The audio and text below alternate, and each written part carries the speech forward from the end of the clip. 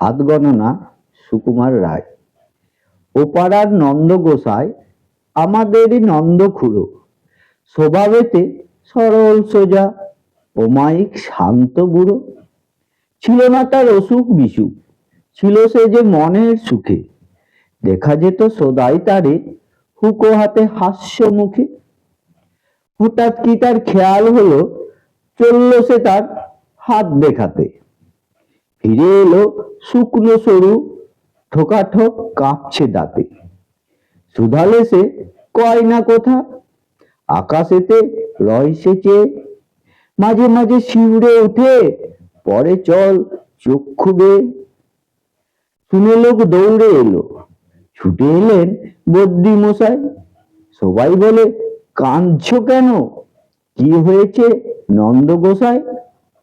খুড়ো বলে, বলবো কি আর, হাতে আমার স্পষ্ট লেখা, আমার ঘরে আছেন শুনি ফাড়ায় ভরা আয়ুর রেখা।